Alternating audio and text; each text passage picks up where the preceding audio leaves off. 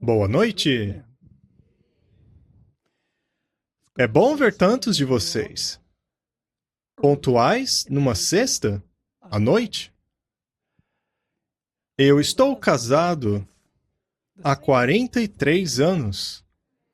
Será em 23 de dezembro. Sabe, ela deve ter a paciência dos santos. Ela já está pronta para ser trasladada. Mas enfim, é um grande prazer estar aqui. Este encontro tem sido planejado há mais de um ano. E agora eu tenho o privilégio de estar aqui. Eu também quero agradecer pela recepção fria de vocês.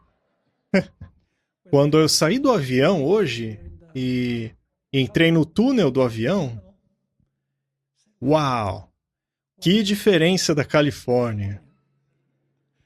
Sabe, é difícil se reacostumar com o frio. Eu morei em New Jersey por muitos anos e eu sou de Wisconsin. Então vocês devem pensar, bom, você está acostumado com o frio. Só que nós temos morado na Califórnia por 24 anos. Mas enfim, eu posso sentir o calor humano aqui dentro. Agora, já fizemos oração. Quero dizer a vocês o que nós vamos começar a estudar durante esta noite e nas 3 sessões de amanhã. E também, para aqueles que falam a língua dos anjos, amanhã à noite teremos 2 sessões em espanhol. Mas, de verdade, vamos falar inglês no céu. Do contrário, os americanos não conseguiam se comunicar. Mas, enfim, vamos estudar alguns eventos muito atuais que estão ocorrendo agora. E a maior parte daquilo que estudaremos é histórico. Não leremos muitos versos da Bíblia, mas não quer dizer que não é um sermão bíblico. Entenda que você deve ler a Bíblia e então observar o cumprimento das coisas que a Bíblia prediz. E há um verso em particular que guiará o nosso estudo inteiro. E este verso é Apocalipse 13, verso 3. Tenho certeza que você o conhece. Ele fala sobre a besta, também chamado de o chifre pequeno, também chamado de abominação da desolação, e o homem do pecado, e o rei do norte, entre outros. Este texto nos diz que esta besta recebeu um ferimento mortal, mas este ferimento mortal seria curado. Portanto, no decorrer deste final de semana, veremos eventos que mostram que este ferimento está rapidamente se curando. Agora mesmo. Eu lerei muitas citações de fontes diferentes. E eu não espero que vocês anotem todas as citações, então me deixe explicar o que farei. Eu trouxe alguns cartões nos quais você pode colocar suas informações e caso você me dê o seu endereço de e-mail, então eu lhe enviarei as 80 páginas de texto que eu mostrarei para vocês aqui, de graça. E então você pode ler todas as citações calmamente, para que você possa ir à internet e verificar tudo que eu passei para ter certeza que é verdade. Então, tenho aqui os cartões e eles estarão aqui. E então, depois do sermão, você pode preenchê-lo e dá-lo a mim. E então, dentro de algumas semanas, após a secretária tomar nota de todos os contatos, nós enviaremos a vocês de graça. O título de nosso estudo é Tese, Antitese e Síntese. Vejo o Dr. McDermott aqui hoje. O que estudaremos agora é um novo material.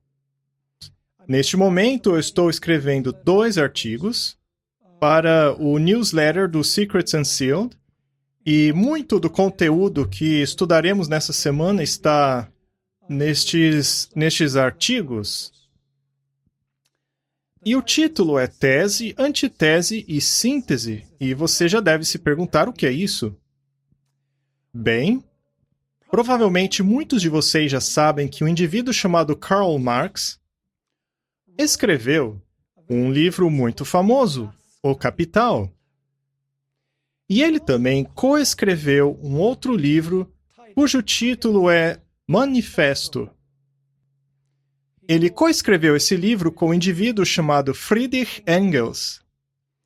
E nestes 2 livros, ele se refere ao correr da história, ao fluxo da história da humanidade como tese, antítese e síntese. É assim que Marx descreve a história. E você já deve estar se perguntando por que ele se refere à história com essas palavras. Bem, eu lerei a vocês 2 definições. Uma delas está na Enciclopédia Britânica e a outra eu tirei da internet mesmo, da Wikipedia. Bem, você sabe, a Wikipedia nem sempre é confiável, então é necessário checar as fontes para se ter certeza. Muito bem, a Enciclopédia Britânica descreve tese, antítese e síntese da seguinte maneira: todas as coisas possuem lados ou aspectos contraditórios. Então, todas as coisas, de acordo com a enciclopédia, possuem aspectos ou lados contraditórios, dos quais a tensão ou conflito promovem a mudança, pois o conflito entre os lados opostos é a força motriz da mudança. E este conflito irá, eventualmente, dissolvê-lo ou transformá-lo. Em outras palavras, o conflito entre os 2 lados será dissolvido. Em outras palavras, a tese e a antitese são totalmente contrárias. Só que a tensão entre elas eventualmente acabará dissolvendo a tensão entre elas e finalmente a contradição estará dissolvida.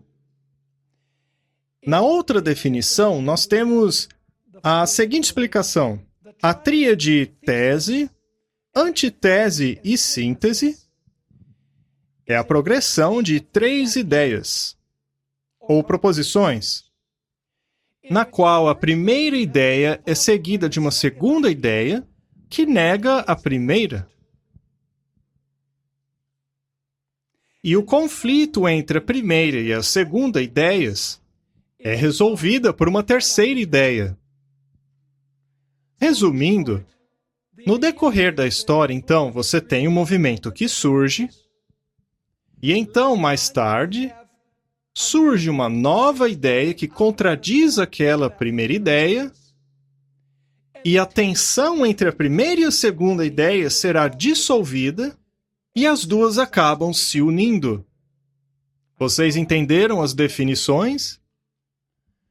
Agora, vamos aplicar esse paradigma na história, segundo o livro de Apocalipse. Para começar, a tese.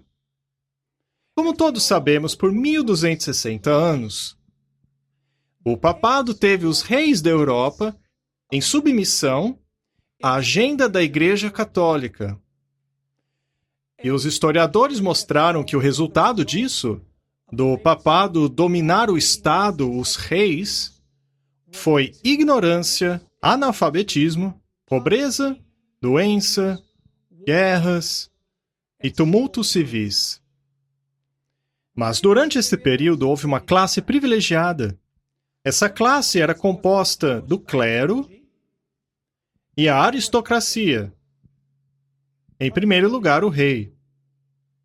E durante esse período, a Igreja proibiu que os homens comuns lessem a Bíblia.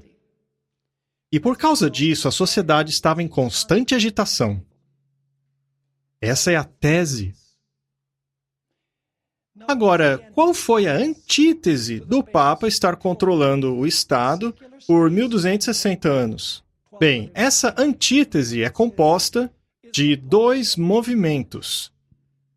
O primeiro movimento é a Reforma Protestante, que surgiu contra a autoridade papal. Em outras palavras, a Reforma Protestante foi um movimento antitésico ao papado. E é claro, mais tarde, em 1793 a 1798, os estados seculares, a começar pela França, se levantaram contra o papado, se revoltaram contra ele. Os pensadores da Revolução Francesa inspiraram o proletariado, ou seja, as pessoas comuns, os pobres, os não privilegiados, os doentes, os ignorantes, a se levantarem contra o clero e a aristocracia, que haviam estado em conluio com a Igreja por um período de 1260 anos. E a Revolução Francesa, de acordo com historiadores, foi o precursor dos governos seculares do mundo, separados da religião, e também o precursor do marxismo. Essa é a antítese. A tese, o papado, controlando os países da Europa e escondendo a Bíblia. E a antítese foi a Reforma Protestante se levantando contra o papado, que oficialmente começou em 1517. E então culminou com os estados seculares do mundo, a começar pela França. Ela se tornou secular contra a Igreja? Mas o que seria a síntese? Por muitos e muitos anos havia uma controvérsia entre o papado, o protestantismo e os poderes seculares.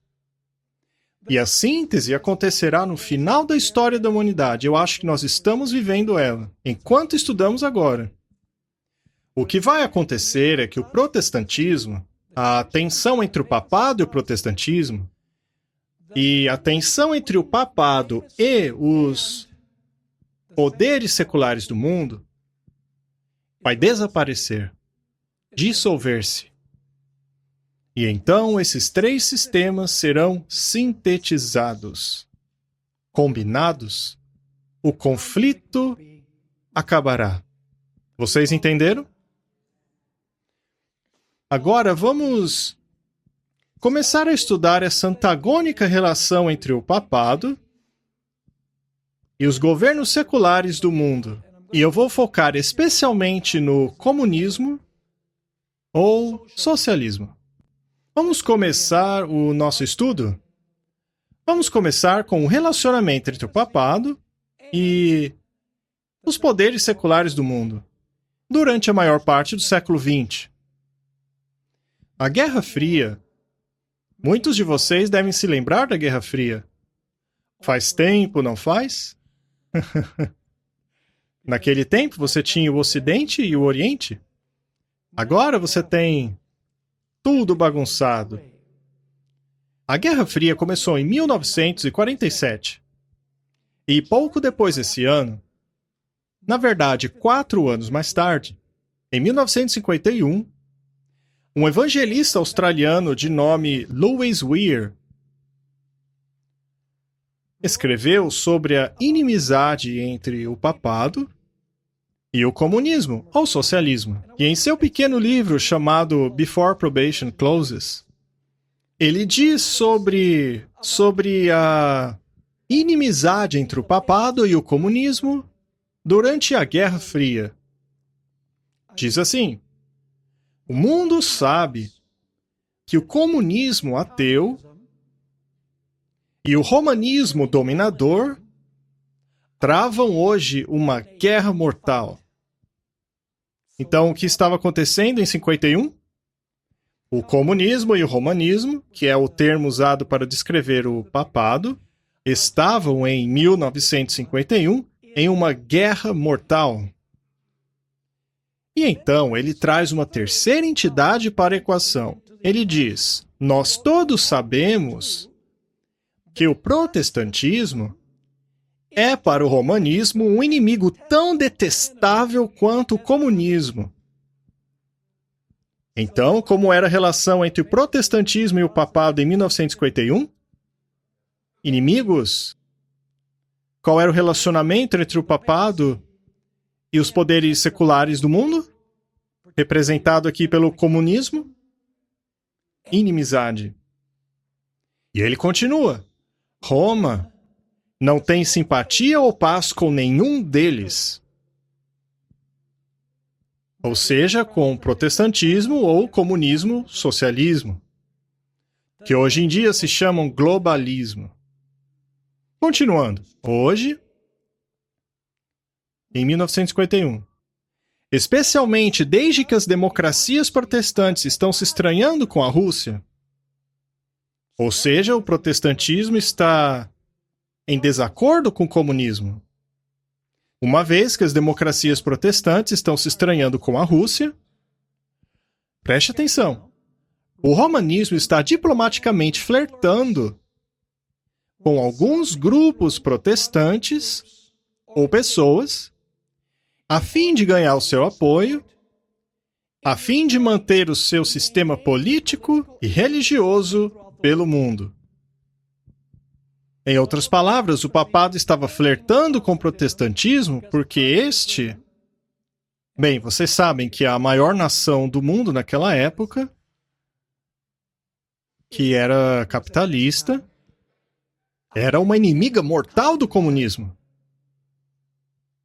Então ele diz que a Igreja Católica estava flertando com o protestantismo porque o protestantismo iria ajudá-la contra o comunismo.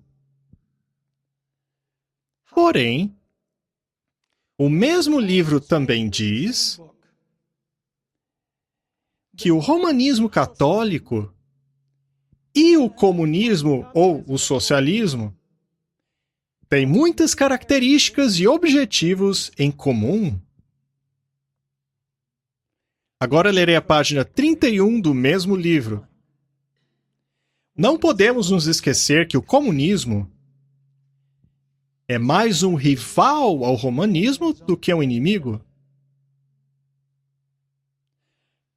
O comunismo tem mais em comum com o romanismo que qualquer outra religião. O comunismo tem o quê? Mais em comum com o romanismo do que qualquer outra religião? Como assim? Eles são inimigos mortais? Ele continua. Foi nos países católicos em que o comunismo mais prosperou. Verdade. Países católicos. E ele continua. Portanto, Roma é muito mais contrária às ações políticas do comunismo do que contrária às doutrinas ateístas do comunismo. Entenda, o Papa não é contra o comunismo porque ele é ateu, mas sim porque o comunismo naquela época era um rival.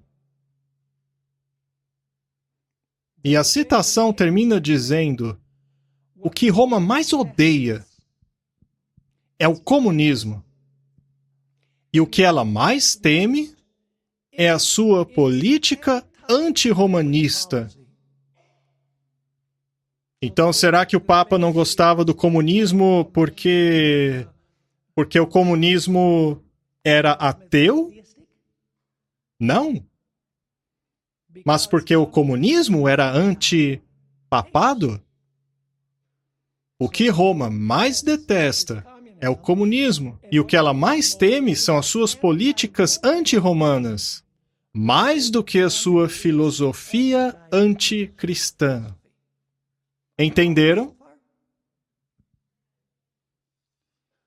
Mas então você se pergunta, ora, quais são as semelhanças entre o comunismo, o socialismo E o papado? Eu vou citar 12 semelhanças. 12 semelhanças entre o comunismo, o socialismo e o papado. Falando nisso, não estamos aqui falando somente sobre o que ocorreu no passado. Há uma tendência muito forte nos Estados Unidos em prol do socialismo. E como isso se encaixa no cenário profético? Bem, você precisa continuar assistindo. Há uma apresentação que não poderei fazer, por falta de tempo mesmo, que é sobre o papel que o Donald Trump está tendo em tudo isto. Donald Trump, apesar de todos os problemas, entre outras coisas, acabou sendo o maior obstáculo que a Igreja Católica está enfrentando a fim de implementar o socialismo em todo o planeta. E eu vou mostrar isso a vocês um pouco mais tarde. Vamos ver as 12 semelhanças. Primeira, o comunismo, o socialismo e a Igreja Católica são imperialistas. Isto significa que eles querem estabelecer o Império Mundial. Em 1990, um padre jesuíta, sobre o qual eu vou falar muito nas próximas apresentações, Malachi Martin, publicou um livro best-seller muito, muito interessante. Ele era amigo íntimo do Papa João Paulo II. Ele tinha quase que acesso direto a ele. Um católico bem conservador e bastante anticomunista, pró-capitalista. Enfim, em 1990 ele escreveu o livro The Keys of His Blood. Esse é o título. O subtítulo é, atenção, o Papa João Paulo II contra a Rússia e o Ocidente. De quantos poderes estamos falando aqui? 3. E o que caracteriza os países do Ocidente? Capitalismo. Mais uma vez, o título do livro é O João Paulo II contra a Rússia e o Ocidente, pelo controle da nova ordem mundial. Quantos sistemas estão lutando pelo controle da nova ordem mundial? 3. Comunismo e socialismo, o papado e os países capitalistas do Ocidente. Na página 18 de seu livro, ele escreveu o seguinte. Este livro é muito interessante. Ellen White diz que o papado é capaz de ver o futuro baseado em suas experiências do passado. Não porque ele tem dom profético, mas porque conseguem prever o que vai acontecer. Eles conseguem usar a lei de causa e efeito a fim de sugerir aquilo que vai acontecer no futuro. Muito bem, na página 18, o livro diz: há uma grande semelhança entre esses 3 poderes globais competidores. Então, esses 3 poderes competidores têm uma coisa em comum. E o que é? Todos os 3 possuem um plano específico para um governo único. O que eles têm em comum? Cada um deles quer estabelecer um império para governar o mundo. E ele continua. A competição geopolítica deles está em qual dos 3, preste atenção, qual dos 3 irá formar, dominar e administrar um governo mundial que irá substituir o sistema de nações. Isso me lembra a Torre de Babel, que é, na verdade, um outro assunto que eu poderia falar aqui nesta série. Deus ordenou o povo de Babel a dispersar. Mas eles se reuniram? Ellen White diz que eles queriam estabelecer um império mundial que cobrisse a Terra toda. Então, o que Deus fez foi dividi-los para que eles estabelecessem nações separadas. Porque é muito mais difícil para o mal se consolidar quando ele tem diferentes nações do que ter todas as nações alinhadas e reunidas. Mais uma vez, a competição geopolítica deles está em qual dos três irá formar, dominar e estabelecer o sistema global que irá substituir o decadente sistema de nações. Esse padre jesuíta diz que ele sabe exatamente quem vai ganhar. O papado, pensa ele. E a razão que ele dá é porque Jesus deu ao papado as chaves para Pedro e seus sucessores. E que os portais do inferno não prevalecerão sobre o papado. Então ele diz que o papado vai ganhar esta competição. Não o comunismo, não o socialismo, nem o capitalismo, o qual é grandemente representado pelos Estados Unidos. E na página 16 ele diz algo muito assustador. Nessa guerra vale tudo. Porque uma vez que a competição foi decidida, e competição? Entre as três entidades? Por acaso, vocês já leram uma citação de Ellen White sobre uma união final de três poderes? O papado, o protestantismo e mundanos. Mundanos quer dizer seculares. Vale tudo nessa guerra, porque uma vez que a competição seja decidida, o mundo e tudo que nele está, nosso estilo de vida como indivíduos, como cidadãos das nações, nossos empregos e famílias, nosso dinheiro, comércio e transações, nosso sistema educacional e religiões e culturas, até mesmo os emblemas de nossa identidade nacional, que muitos davam por garantidos, ou seja, América em primeiro lugar. Você sabia que é isso que impede os objetivos do comunismo e do papado? Continuando, todas essas coisas, nossas famílias, empregos, comércio, dinheiro, religião, cultura, até mesmo os emblemas de nossa identidade nacional, tudo será radicalmente transformado para sempre. Ou seja, o propósito principal é controlar famílias, empregos, comércio, dinheiro, sistema de educação, religiões, culturas. Tudo isso será radicalmente transformado para sempre. E ninguém poderá ser excluído de seus efeitos. Não há um setor de nossas vidas que não será transformado. Ninguém que conheça os planos desses três rivais duvida de que somente um deles poderá vencer. Vejam que declaração interessante, escrita 30 anos atrás. 30 anos. Melhor ainda, 33. Então, a primeira semelhança entre o papado e o mundo comunista, socialista ou secular é o imperialismo. A segunda semelhança é que ambos são totalitários. Comunismo ou socialismo e o papado são totalitários. O que isso quer dizer?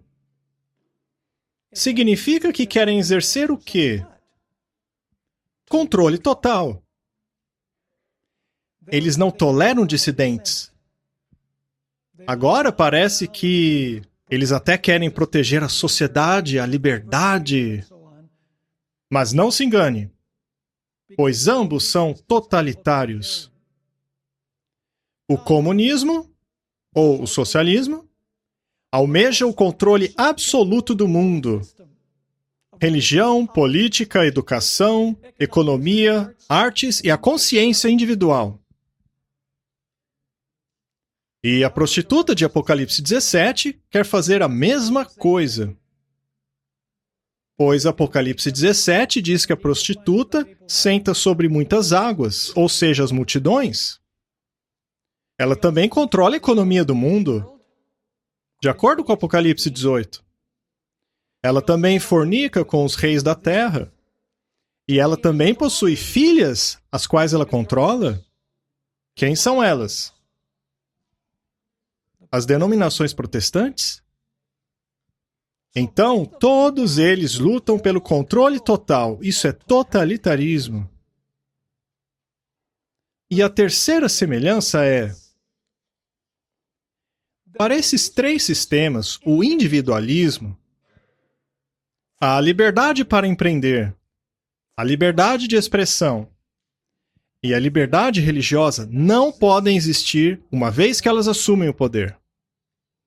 Tanto o comunismo quanto o papado, os dois, são inimigos mortais do individualismo, da liberdade de expressão, liberdade de imprensa, liberdade da consciência e de adoração. Mas por que seriam contrários a isso? Porque com o individualismo e todas as suas liberdades, elas não conseguem exercer controle total e absoluto. A quarta semelhança é que esses dois sistemas, ou seja, o comunismo, o socialismo e o papado, possuem um sistema de vigilância ou espionagem. Você sabe, o comunismo tinha KGB. E para vocês que não estão muito a par daquilo que está acontecendo na Venezuela, lá existe uma organização chamada os Sabines, que espionam todos os opositores políticos. Criaram um sistema em que um de seus representantes representa um bloco na cidade. E esse indivíduo é responsável por manter todos sob controle naquele bloco. E é claro que a Igreja Católica também tem um sistema de vigilância ou espionagem, como o Opus Dei, que significa o trabalho de Deus, e os jesuítas, sobre os quais falaremos mais neste fim de semana.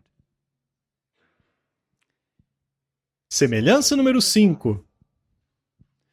Ambos desprezam o protestantismo. Por quê? Porque o protestantismo é essencialmente encontrado nos países capitalistas. E o capitalismo garante liberdade para empreender, liberdade de expressão, liberdade de imprensa, liberdade religiosa, liberdade de preferência política e individualismo. A garantia dessas liberdades vai diretamente contra o totalitarismo. Então, o protestantismo é desprezado por tanto o papado quanto o socialismo. Semelhança número 6. O comunismo e o socialismo fingem se preocupar com o pobre e com os direitos humanos. No entanto, ambos têm uma reputação deplorável em relação a essas áreas. O comunismo e o catolicismo prosperam em áreas de extrema pobreza, em que haja uma pequena classe média. Portanto, os dois sistemas dizem às nações ricas para distribuir a sua riqueza com os pobres. Na Europa, durante os 1260 anos, houve ignorância, guerras, doenças, agitação popular e perseguição. A igreja enriqueceu às custas do pobre, aonde construíram grandes monumentos, como a Basílica de São Pedro. E também aquela famosa basílica ou catedral que pegou fogo recentemente, Notre Dame. A maior parte do dinheiro usado para construir estes monumentos saíram do bolso dos pobres. Deixa eu perguntar, quantos aqui são da América Latina? Levante as mãos. Há muitos aqui. Na América Latina, o papado teve 500 anos para melhorar a vida das pessoas. E fracassou miseravelmente. Todos sabem que milhares de pessoas vão aos Estados Unidos em caravanas, querendo uma vida melhor. Esses dois sistemas, comunismo, socialismo e o papado, fingem se interessar pelos pobres. E ainda assim, a classe governante tem uma vida muito melhor do que a maioria das pessoas. Os dois sistemas também são tomados por corrupção. Por exemplo, minha mulher é da Colômbia, mas a família dela viveu por muitos anos na Venezuela. Na verdade, ela tem 2 irmãs e um irmão que ainda vivem lá. Então eu falo por experiência pessoal. Na Venezuela, a elite gostam de se chamar de socialistas, mas na verdade são comunistas.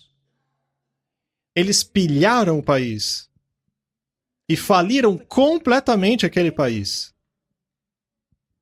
roubando não milhões, mas bilhões de dólares. Vivem no luxo, enquanto as pessoas comem lixo.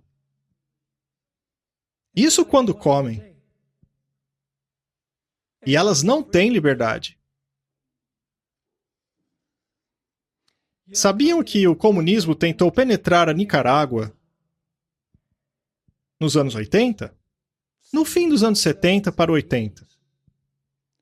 Permitam que eu leia uma descrição que Malachi Martin faz do estilo de vida dos socialistas na Nicarágua naquele tempo. Fingem se preocupar com os pobres. Por falar nisso, será que o Papa atual fala muito dos pobres? Claro. No livro Os Jesuítas, páginas 139 e 140, livro muito bom, ele descreve o estilo de vida dos líderes socialistas na América Central. Eles vivem em casas que foram desapropriadas das pessoas da classe média. Sabe o que desapropriado significa? Na Venezuela, o Chávez poderia ver um pedaço de terra legal ali e diria, desaproprie! Ele a roubava de seu dono e então se tornava propriedade do governo. Eles desapropriavam casas da classe média nos confortáveis subúrbios de Manágua. Manágua é a capital da Nicarágua. Fazem suas compras em lojas e casas de câmbio especialmente separadas para eles, nas quais os pobres não têm privilégio algum. Eles jantam em restaurantes de luxo, reservados aos oficiais do partido, e almoçam em seus escritórios do governo, aonde chegam diariamente carregamentos de lagosta, carnes e outras delícias impossíveis de se obter em qualquer outro lugar da Nicarágua. Eles relaxam em assentos especialmente reservados para eles nos estádios. Desfrutam de suprimentos inesgotáveis de água e gasolina que para o povo são racionadas. Eles tiram férias nas mansões da dinastia Somoza. Somoza foi o ditador expulso por eles. Convenientemente rebatizados pelos sandinistas como casas de protocolo. Viajam para todos os lugares com seus guarda-costas cubanos e alemães, todos armados com armas automáticas soviéticas. Armas que supostamente apontam para os assaltantes, mas igualmente eficientes contra qualquer pessoa que não apoie entusiasticamente o Partido dos Santines. Portanto, eles fingem ter interesse pelos pobres. Temos que distribuir as riquezas. Mas os líderes não fazem isso. Falando nisso, você já leu aquela citação de Ellen White, na qual ela diz que nunca foi plano de Deus que a pobreza deixasse o mundo?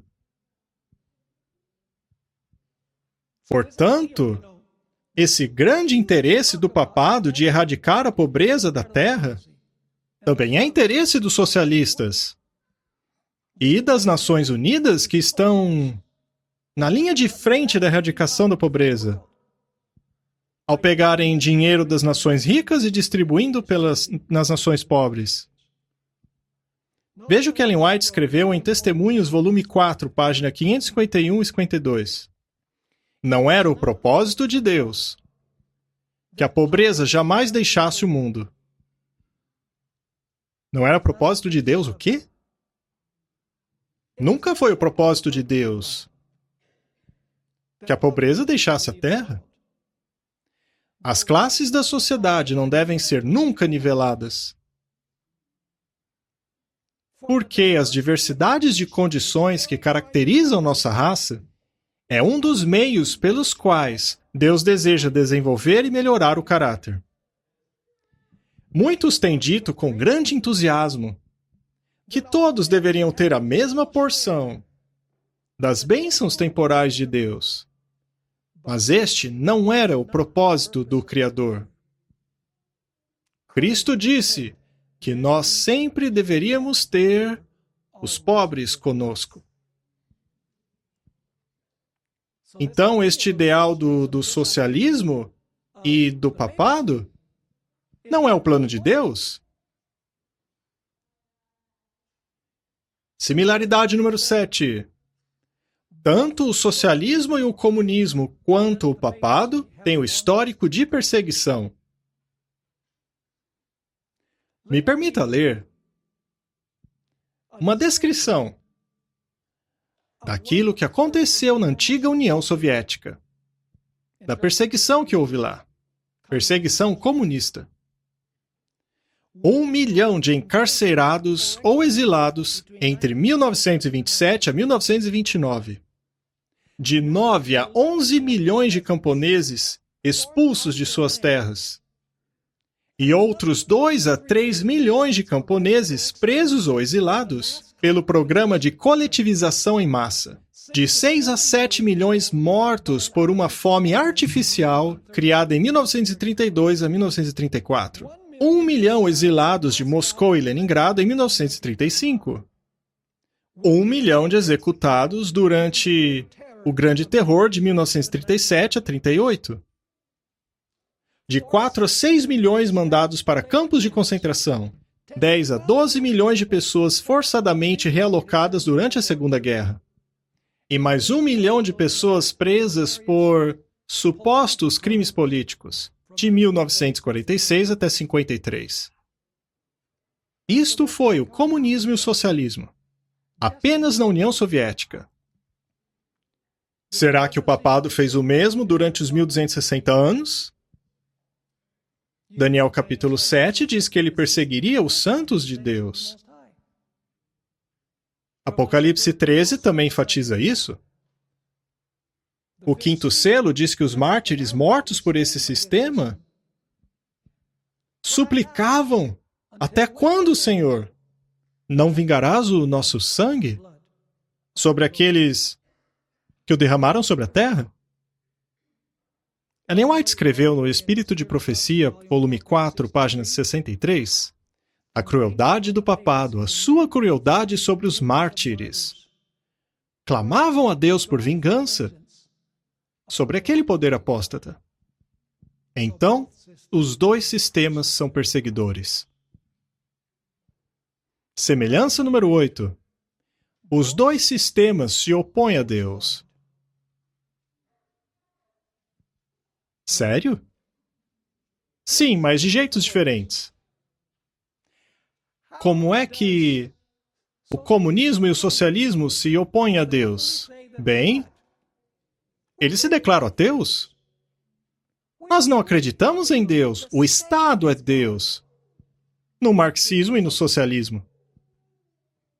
Pelo menos eles são sinceros ao dizer: somos ateus, não cremos em Deus. Mas como o papado se opõe a Deus? Segundo Tessalonicenses 2 diz que ele se assenta no templo de Deus.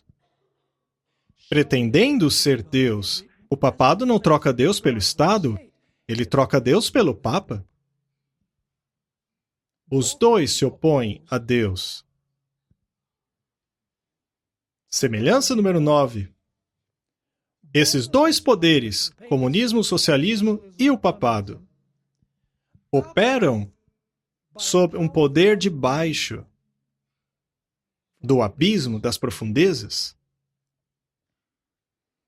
Um poder satânico que odeia a Bíblia, despreza a Bíblia. Será que o papado lutou contra a Bíblia durante os 1260 anos? Com certeza. E o comunismo, no seu auge, também proibiu a Bíblia e perseguiu aqueles que tinham uma. Você sabe que eles fizeram isso. Os dois surgiram do abismo profundo, de acordo com o Apocalipse. Eu lerei de O Grande Conflito, página 68 e 69. Aqui ela descreve como o poder das profundezas controlou o papado nos 1260 anos e também como esse poder satânico fez o mesmo. A Revolução Francesa, que deu a luz ao comunismo ou marxismo. Em muitas nações da Europa, os poderes que governaram na Igreja e no Estado foram, por séculos, controlados por Satanás através da mediação do papado. Então, o que aconteceu durante os 1260 anos? Satanás controlou as nações através de quem? Do papado. E então ela fala sobre Apocalipse 11 e cita a Revolução Francesa que fez guerra contra a Bíblia. Sim, Apocalipse 11 diz que ela matou as duas testemunhas. E quem são elas? O Antigo e Novo Testamento. Então, o papado proibiu a leitura da Bíblia sob pena de morte. E o comunismo e o socialismo, a mesma coisa. E Ellen White continua. Porém, aqui, se referindo a Apocalipse 11, é trazido à tona uma nova manifestação do poder satânico. Portanto, o papado é uma antiga manifestação do poder satânico. Dentro dos 1260 anos, a França, porém, que fez guerra contra a Bíblia, é uma nova manifestação do poder satânico. Semelhança número 10. Os dois sistemas cresceram, se espalharam e prosperaram ao estabelecerem e controlarem os sistemas educacionais, a fim de fazer lavagem cerebral nos estudantes e fazê-los aceitarem suas ideias. Por acaso vocês sabem o que é ensinado nas universidades dos Estados Unidos? E nas universidades públicas seculares? Puro socialismo. É isso que se ensina lá. Será que o papado faz o mesmo em suas escolas? É claro.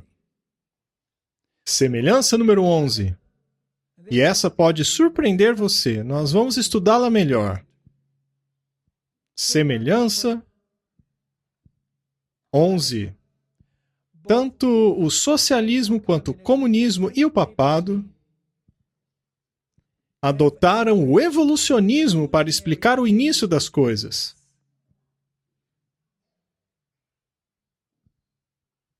Interessante. Os dois creem e ensinam a evolução, como a origem do universo e a origem do homem. Semelhança número 12. E essa é a parte consoladora. O livro de Apocalipse ensina que esses dois sistemas serão derrotados pelo Cordeiro. Em Apocalipse 17, verso 14, diz que Cristo derrotará os reis porque Ele é o Rei dos reis e Senhor dos senhores. Em Apocalipse, capítulo 17, diz que os poderes civis se voltarão contra a prostituta. Eles a despirão e a farão desolada. Eles a queimarão com fogo e comerão a sua carne. É uma maneira de dizer que eles realmente ficarão bravos por descobrirem que ela os enganou ao convencerem-nos a se unirem com ela. Vocês entenderam as semelhanças? Estamos apenas lançando os fundamentos hoje. Nós precisamos compreender esses detalhes todos para entender o que vamos estudar daqui por diante. Falaremos agora sobre a visão de mundo do Papa. A visão de mundo do Papa. Porque, no fim das contas, o papado será o catalisador que acabará apaziguando a tensão entre o papado, o protestantismo e os poderes seculares do mundo. Mas, afinal, qual é a visão de mundo do papado? Desde os tempos de São Agostinho. Veja, a Igreja Católica possui dois pilares que são seus grandes teólogos na história. O primeiro é São Agostinho, que morreu no ano 430 da era cristã, e o outro é São Tomás de Aquino, que viveu nos 1200. Estes são os maiores teólogos da Igreja Católica. Mas desde os tempos de São Agostinho, a Igreja Católica tem ensinado que a pedra que atingiu os pés da estátua de Daniel 2 não é a segunda volta de Jesus. Você sabe, a pedra atinge os pés da estátua, vira uma grande montanha que toma conta da terra. Muito bem, nós cremos que esta pedra é a segunda vinda de Cristo, estabelecendo o seu reino eterno. Mas desde os tempos de São Agostinho até hoje, a Igreja Católica não acredita que a pedra que atingiu a estátua é a segunda vinda, e nem que a montanha que tomou conta da terra é o reino de Cristo, seu reino eterno. Eles acreditam que a pedra que atinge os pés e abole todas as outras nações representa o papado católico. A visão deles é que o papado acabará conquistando os poderes seculares deste mundo. E assim estabelecerá um reino eterno de paz nessa terra. Veja o que Bento XVI tem a dizer sobre isso. Falando nisso, quantas vezes você já ouviu o Papa Francisco se referir à segunda vinda de Cristo como a grande esperança desse planeta? Nunca! Porque eles não acreditam nisso. E tampouco é a visão das Nações Unidas ou das nações socialistas da Terra. O que eles creem é que, eventualmente, através da genialidade humana, de tratados internacionais, que através da união desses três poderes, haverá um reino universal de paz neste planeta. Isso é o céu para eles. Veja o que o Papa Bento XVI escreveu. As atividades terrenas do homem, quando inspiradas e sustentadas pela caridade, contribuir para a construção da cidade universal de Deus, a qual é o objetivo da história da família humana. Agora, vocês sabem qual é o nome do livro que o São Agostinho escreveu? Dizendo que a pedra que atinge a estátua representa o papado, tomando conta de todos os reinos da terra. Você sabe qual é o nome do livro dele? A Cidade de Deus. Então, O Papa Bento XVI se referiu a esse aspecto porque ele disse que as atividades terrenas do homem, quando inspiradas e sustentadas pela caridade, contribuem para a construção da cidade universal de Deus, a qual é o objetivo da história da família humana. Isso é o que o São Agostinho ensinou. O objetivo da história da família humana é a cidade de Deus, que é o papado conquistando as nações do mundo. E ele continua. Em uma crescente sociedade globalizada, o bem comum e o esforço para obtê-la não pode falhar em assumir as dimensões de toda a família humana.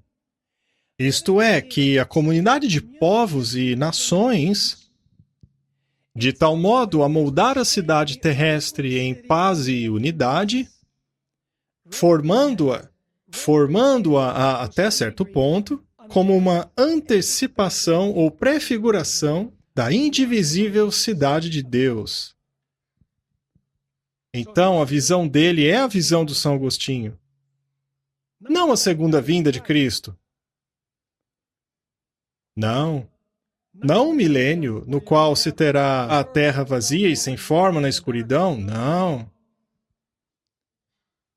A teoria da evolução diz que o mundo evoluirá para melhor e melhor sob a liderança do papado. John Robbins é um erudito aposentado, não católico, mas que discerne claramente o que o papado tem em mente. Em 1999, ele escreveu um livro intitulado Megalomania Eclesiástica.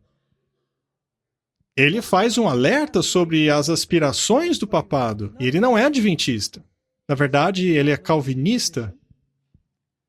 O que o Estado da Igreja Católica Romana conseguiu em uma escala pequena, na Idade Média, é o que ele deseja conquistar em escala global. No milênio por vir, o que o papado quer?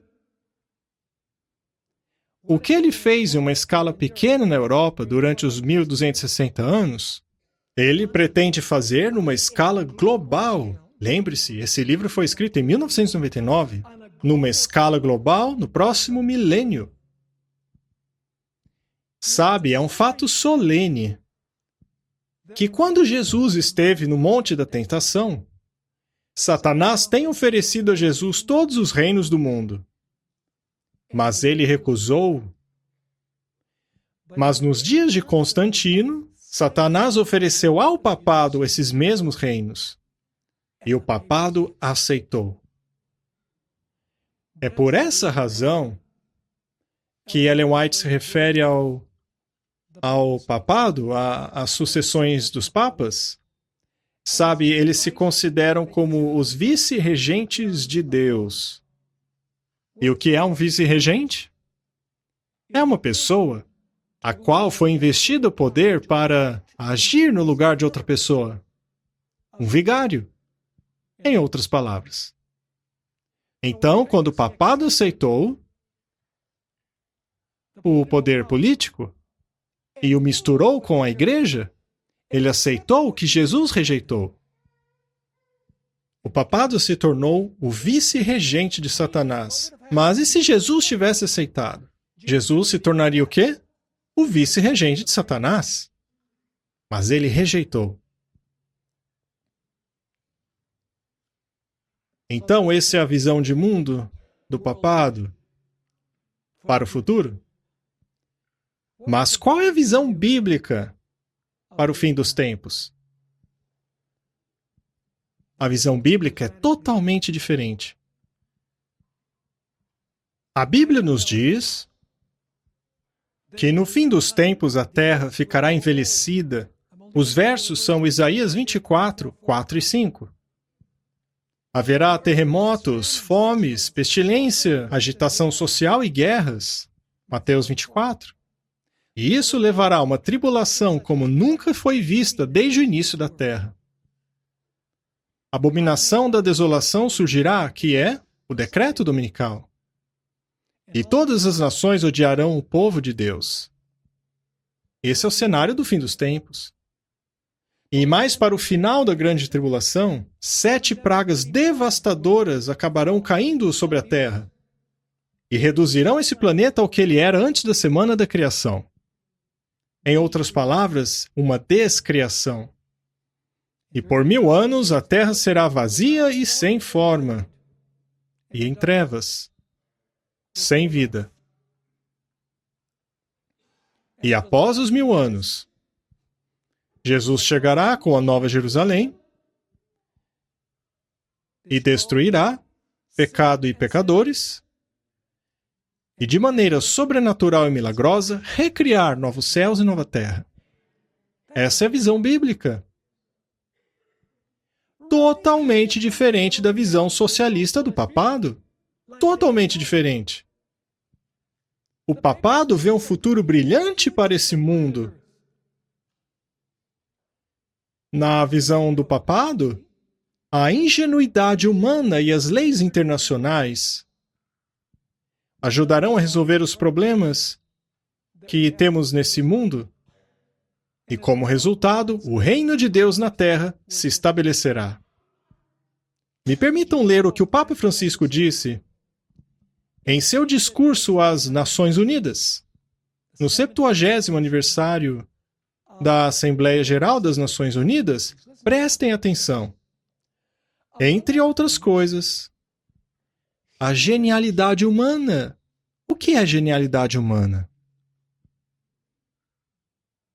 A inteligência humana? Sabedoria humana? Entre outras coisas, a genialidade humana, quando bem aplicada, certamente superará os grandes desafios da deterioração ecológica e da exclusão dos pobres. Então, de acordo com o papado, a genialidade humana resolverá os problemas do mundo contra o qual lutamos atualmente e todos se unirão. E aí, a cidade de Deus será estabelecida nessa terra, tendo o Papa como sua voz moral. Totalmente diferente da Bíblia. A perspectiva bíblica nos diz que somos forasteiros neste mundo e que a cidade celestial é nosso lar. Hebreus capítulo 11, versos 13 a 16. O apóstolo Paulo diz que a nossa cidadania é no céu, de onde esperamos Jesus voltar. Por falar nisso, é por isso que eu acredito que no livro de Apocalipse, vocês já ouviram a expressão aqueles que habitam na terra? Ela sempre se refere aos maus. Os maus habitam a terra. Ela é o seu lar permanente. E é nela que eles depositam sua esperança. Agora, me permitam ter uns minutos extras. Tudo bem? Agora, para ser bem-sucedido na implementação dessa visão, o papado precisa trabalhar em 2 frentes. Para ser bem-sucedido em implementar esta visão, o papado precisa trabalhar em 2 frentes. Primeiro, o papado precisa conquistar os poderes socialistas, globalistas, comunistas desse mundo, a fim de se sentir seguro neste mundo. Em outras palavras, eles precisam se tornar um com o papado. Sabe, como adventistas, nós costumamos dizer que é o protestantismo que vai se unir com o papado.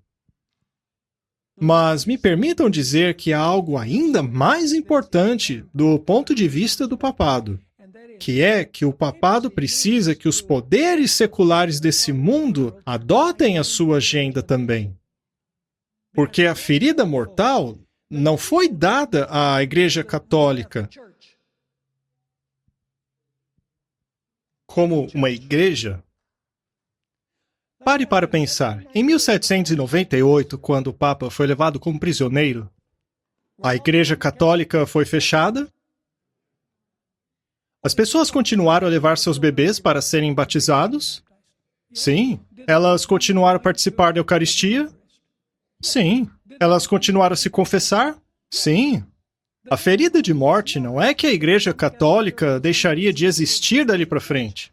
A ferida mortal consiste em que o poder civil do papado foi retirado. Sendo assim, o que é que os papas devem fazer para serem bem-sucedidos novamente? Eles precisam convencer os poderes seculares a apoiá-los mais uma vez, e assim implementar a sua agenda. Portanto, a primeira coisa que o papado deve fazer para recuperar seu poder, para executar a sua visão de mundo, é convencer os poderes seculares do mundo a apoiá-los mais uma vez. Sabe, dá a impressão que os nossos políticos não conhecem a história.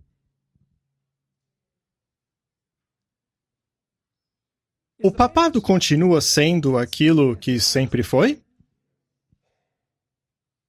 Eles se parecem com o que sempre pareceram?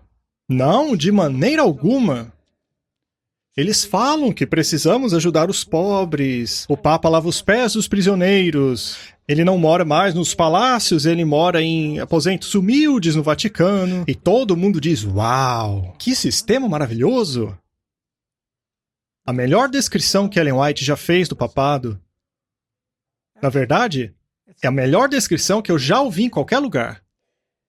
Ela diz que, debaixo da aparência variável do camaleão, sabem o que é um camaleão?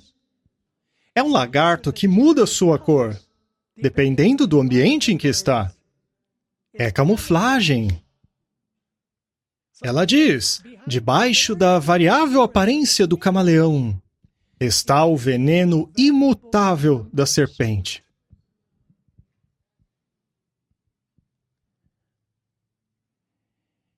O papado é o mesmo papado, com maquiagem e joias, para enganar os reis da terra, assim como a prostituta enganou Sansão.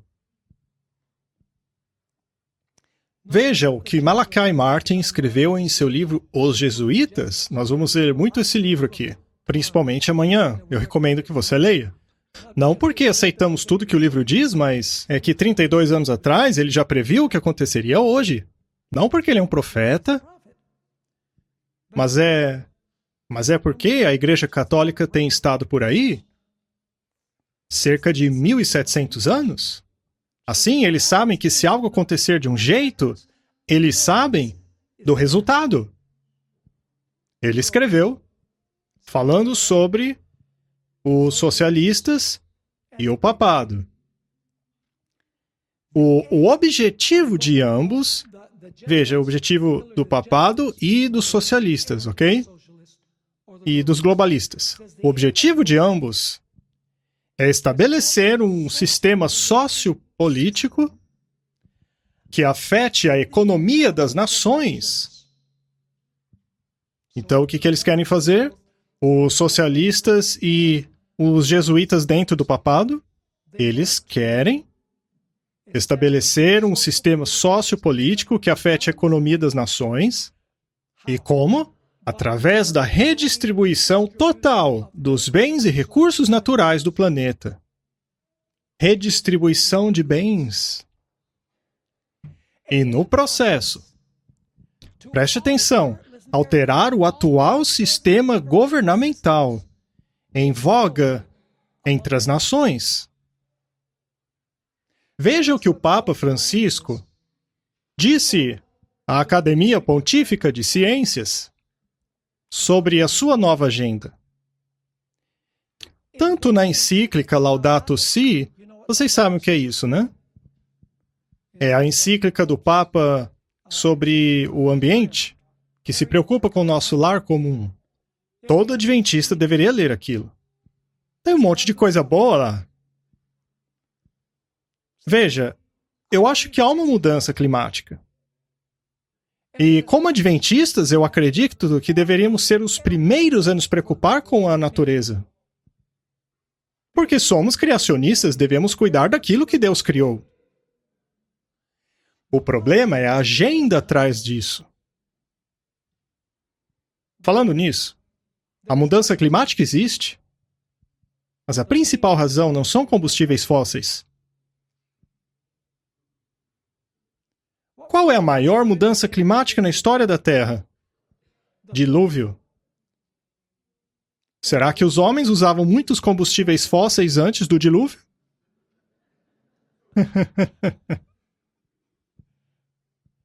A maldade dos homens era muito grande na Terra, e todos os seus pensamentos eram continuamente maus. Essa era a razão. E por que você acha que esses desastres estão aumentando? Será que nos dias de Elias também não aconteceu outra mudança climática? Será que é porque Elias usava muito ar-condicionado? Não. Foi a maldade da época que acarretou naqueles 3 anos e meio de seca. Portanto, o Papa disse à Academia Pontífica de Ciências, tanto na encíclica Laudato Si e no discurso aos membros do núcleo diplomático deste ano, preste atenção nisso aqui. Chamei atenção aos desafios globais encarados pela humanidade. E, de acordo com o livro, quais são esses grandes desafios globais? Desenvolvimento integral, paz, cuidado com o nosso planeta, mudança climática, pobreza, guerras, migrações, tráfico humano, tráfico de órgãos, a proteção do bem comum e novas formas de escravidão. Pontos muito interessantes. Você ouviu alguma menção sobre o movimento LGBT aqui? Alguma menção do aborto? E sobre a eutanásia? E o casamento gay? Esses são os tópicos que o Papa João Paulo II e o Papa Bento XVI falavam o tempo todo. O discurso mudou completamente. Por quê? Veremos por quê amanhã. Agora, me dê só 10 minutos e terminaremos. Quais seriam os pontos que o papado teria em comum com as Nações Unidas e os poderes socialistas globais hoje em dia? Estaria o papado falando a mesma língua das Nações Unidas? Sim. Primeiro, a necessidade de que o mundo se una a fim de discutir a questão urgente da mudança climática. Clima. O papado está preocupado em discutir a mudança climática? Claro que sim. A encíclica dele tornou-se a referência, não apenas para a Igreja, mas para o Estado. Segundo, as Nações Unidas, assim como o papado, estão falando da necessidade de abrir as fronteiras de todos os países do Ocidente, sem restrições ou muros. O Papa está atrás disso. Assim como os poderes socialistas do mundo. E o que eles querem com isso?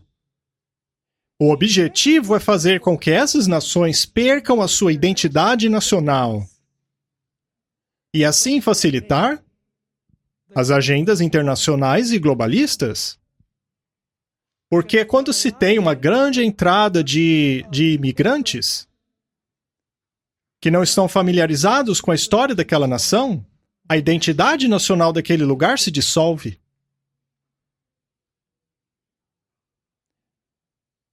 Agora preste atenção nisso.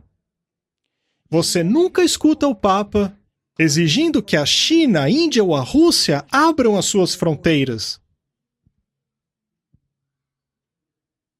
Por acaso vocês já ouviram ele dizer: China, abram suas fronteiras, só tem chinês aí? Ou então, Rússia, abra suas fronteiras, Índia, abra suas fronteiras. Nunca. Quem é que ele quer que abra as fronteiras? As nações do Ocidente. O Papa foca apenas nas nações capitalistas do Ocidente. Por falar nisso, quantos refugiados o Vaticano recebeu?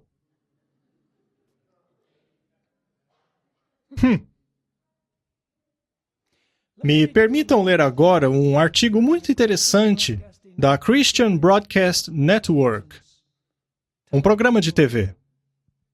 Em seu site, eles publicaram esse artigo interessante.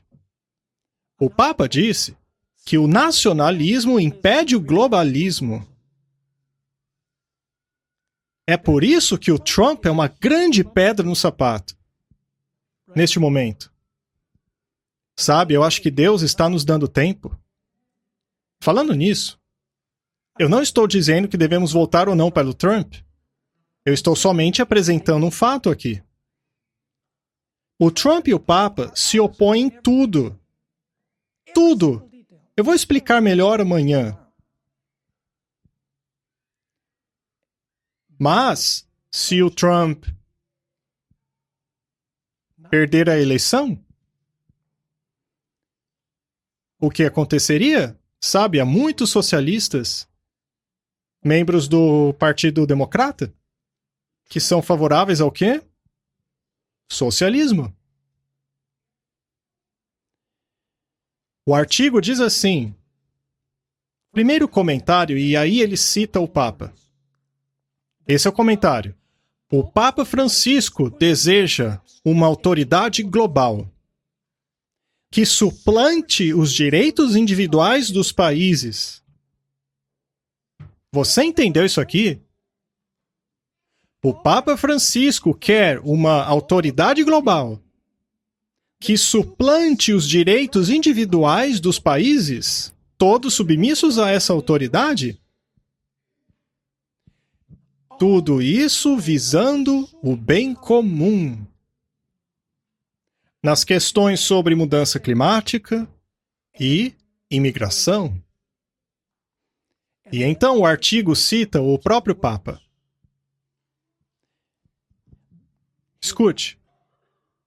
Uma nação-estado não pode ser considerada como absoluta. Não pode ser considerada como absoluta. Como se fosse uma ilha em relação aos seus vizinhos. Nenhuma nação é uma ilha. Na situação atual de globalização, não apenas na economia, mas também nas trocas culturais e tecnológicas, uma nação-estado, isso é, uma nação individual, não está mais apta a atingir o bem comum para o benefício de sua população. O bem comum se tornou global e as nações devem se associar para seu próprio bem.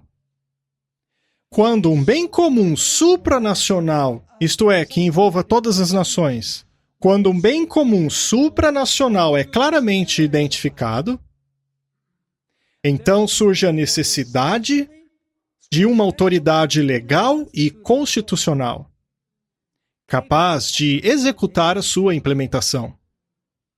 Você entendeu isso aqui? Ele nem tenta esconder o que ele quer aqui. Pense nos grandes desafios contemporâneos, como a mudança climática, escravidão e paz. A Igreja observa com preocupação o surgimento, quase que no mundo inteiro, da agressividade contra os estrangeiros, especialmente os imigrantes, assim como do nacionalismo que negligencia o bem comum. O nacionalismo quê? O nacionalismo negligencia o bem comum. Há o risco de se comprometer as formas de cooperação internacional já existentes e assim enfraquecer os objetivos das organizações internacionais e o espaço para diálogo e reunião de todos os países em um nível de respeito mútuo, atrasando assim a conquista dos objetivos de desenvolvimento sustentável, unanimemente aprovados pela Assembleia Geral das Nações Unidas em 25 de setembro de 2015.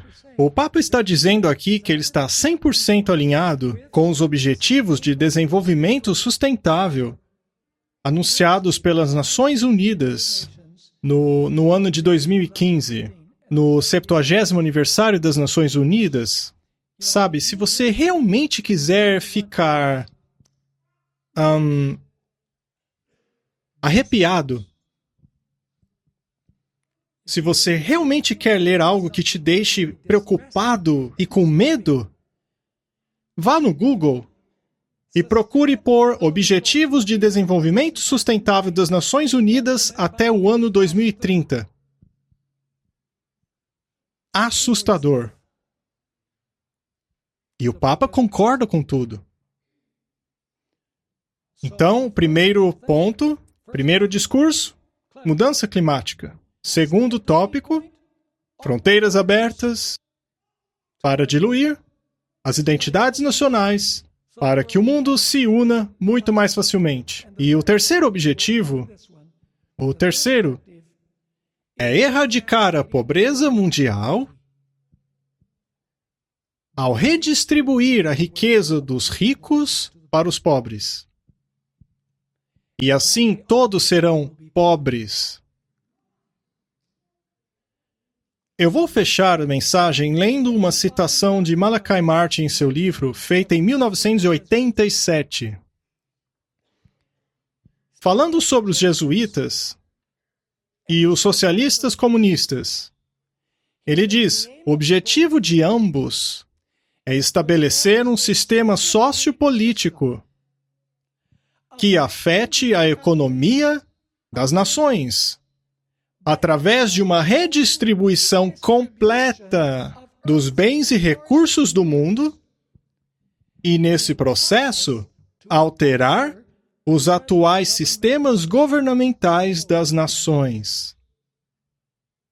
Uma mudança completa do mundo para o globalismo,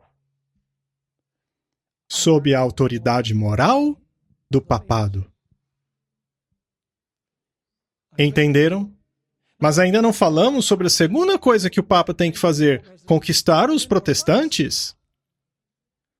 Mas este será o tópico de nosso próximo estudo. Não vão perder. Amanhã nós vamos estudar um pouco a respeito dos termos socialistas que são usados pelo papado. E então falaremos sobre a segunda prioridade do papado: como superar os protestantes. Ellen White já nos disse há cerca de 120 anos atrás, dizendo como o papado seria bem-sucedido nessa questão.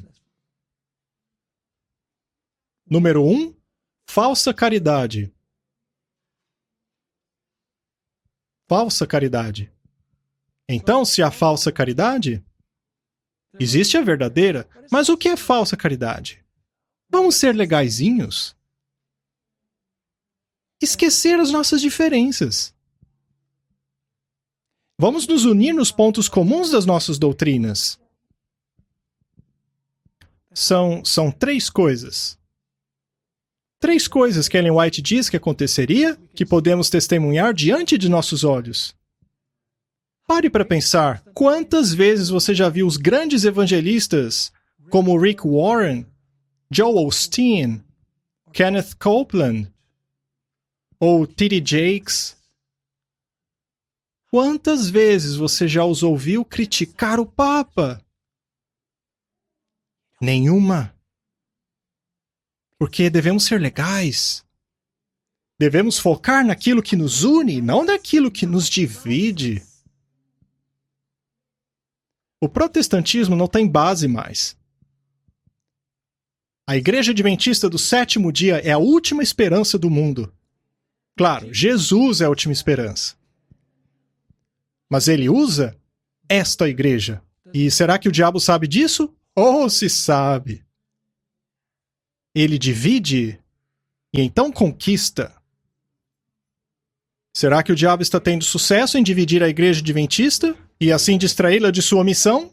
Sim! Isso não pode acontecer. Nós fomos escolhidos para um propósito especial. Erguer o estandarte e as verdades presentes para esse tempo. E se nós não fizermos isso, nós não temos razão para existir. Querido Pai que estás nos céus, nós agradecemos pela sua palavra. E agradecemos também, Pai, por podermos ler todas essas publicações e ver como todas as coisas estão caminhando para aquilo que o Senhor disse que aconteceria. Vivemos em tempos impressionantes. Senhor, peço que nos ajude a sermos reavivados. Nos encha com teu Espírito. Nos dê uma audácia santa para pregar a verdade em amor.